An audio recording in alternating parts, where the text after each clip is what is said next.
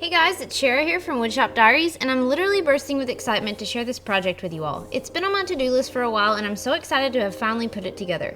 The tiny bathroom in our garage apartment doesn't have a whole lot of floor space for storage, so I've been wanting to make a tall, narrow linen cabinet to go beside the sink. Currently all of our bathroom stuff is in the floor in a box, so it'll be nice to have this cabinet now instead.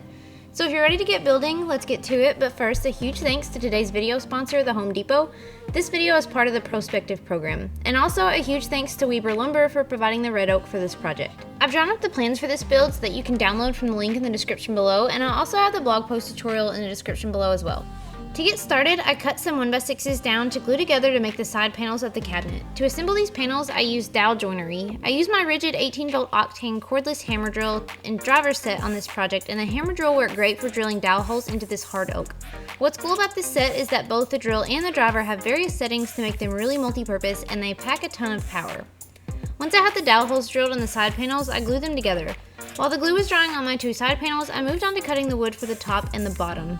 I could have glued together more 1x6s for the top and the bottom, but because I had some scrap red oak plywood I needed to get rid of, I just used this since it won't be seen as much from the outside. I used my Ridgid 18-volt Octane cordless circular saw to cut down these plywood pieces. I've used a few cordless circular saws before, but this one's by far my favorite. It's really powerful without being heavy and bulky. I cut the plywood down for the top and the bottom, and while I was at it, I went ahead and cut the shelves too and set them aside for later. Once the glue was dry on the side panels, I sanded them down and assembled the carcass of the cabinet using my Ridgid 18-volt Octane hammer drill to pre-drill and the driver to drive the screws. I could have used dowels here too, or even pocket holes, but the screws will be covered with trim later, so I just used screws to make things quick and easy.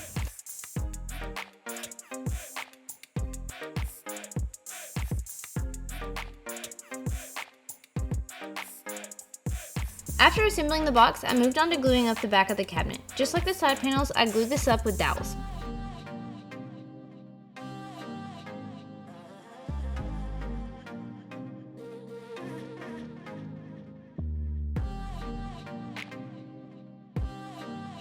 Once the glue was dry, I used my Ridgid hammer drill and driver set again to pre-drill and drive the screws to attach the back onto the carcass.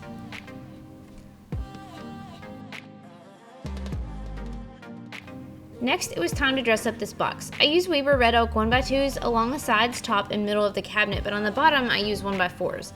I just glued and nailed these in place with finished nails. And this is a great time to let you know that if you're interested in adding the Ridgid 18-volt Octane hammer drill and driver set, or the Ridgid 18-volt cordless circular saw to your shop, I'll leave a link in the description below for you to check them out. And if you aren't already subscribed to my channel, be sure to subscribe so you don't miss out on any future videos. After attaching trim along the sides, I moved on to building the face frame. I assembled this face frame using dowels and some wood glue with a 1x4 on the bottom and 1x2s everywhere else. Once the glue had dried, I glued and nailed this onto the front of the cabinet box, making sure everything was square before attaching.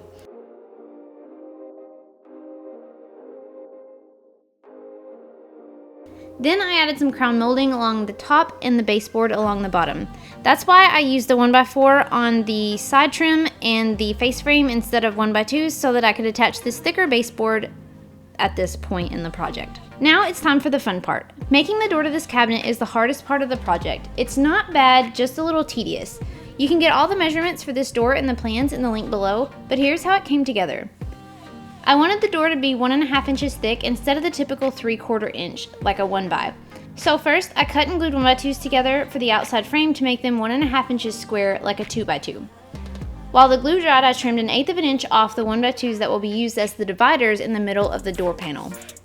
This is so that when the 1/8 inch glass is added later, it will be flush all the way across the back side of the door. I glued up the middle of the door before adding the outside frame.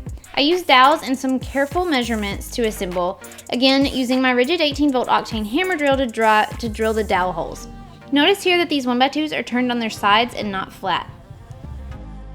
You may also notice here that I drilled a couple of holes in the wrong spot, and I just glued a dowel in those holes and cut off flesh later. Mistakes happen, that's part of the process, so if you drill your hole in the wrong spot, no worries, it's fixable.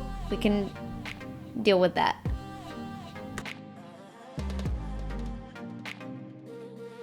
Once the whole middle divider panel was glued up, I let the glue dry, then attached the outside frame along the divider. Before gluing up the outside frame on the inside divider panels, I used a rabbiting bit to cut an 1/8 inch deep rabbet along the inside of the door frame pieces. This way, once it's all assembled, there will be an 1/8 of an inch recess in the whole back of the door for the glass panel to fit into.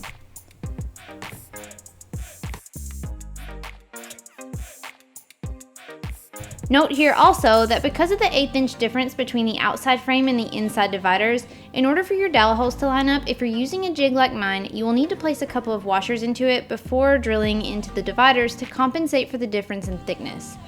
Don't forget to remove these washers before drilling into the thicker pieces. I started with the top and the bottom piece, then made sure everything fit before moving on because it would be really frustrating to get this far and find out that the door didn't fit. Once I saw that it was a perfect fit, I drilled the rest of the dowel holes and glued up the door.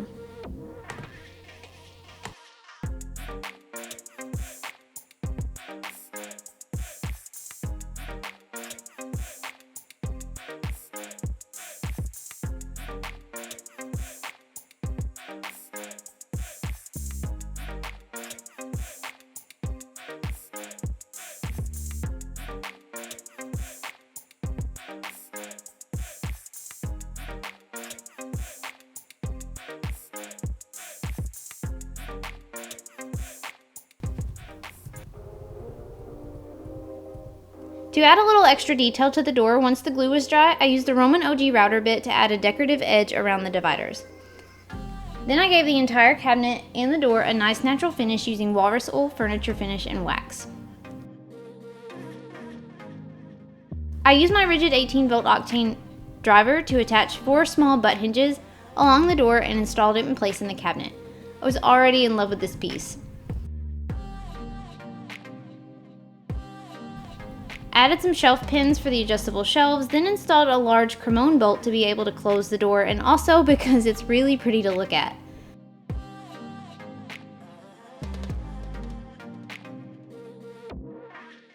I purchased a piece of glass from my local glass store to fit my door, and before gluing it in place, I cleaned it well with a glass cleaner.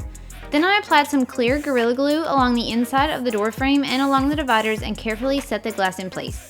Keep in mind that fresh cut glass is sharp and you should wear gloves when handling it. I use these general purpose firm grip gloves for this, and I love how strong yet flexible they are. They're even touchscreen compatible in case you want to text while you're handling sharp glass. I mean, to each his own, right? I'll leave a link to these gloves in the description below so you can check them out. Lastly, I added some shelf pins in the shelves I cut earlier, and it was finished. I cannot wait to move this into my bathroom and finally get my toothbrush out of the box on the bathroom floor. Whoever said tiny living was fun was crazy. I'm so proud of this build and so happy that I finally got around to making it. I think it's my all-time favorite furniture build, at least for now. So if you'd like to build one for yourself, be sure to check out the links below to the products used in this project and find the downloadable plans as well. If you enjoyed this video and would like to see more, please give it a thumbs up and be sure to hit that subscribe button. Thanks so much for watching, and until next time, happy building!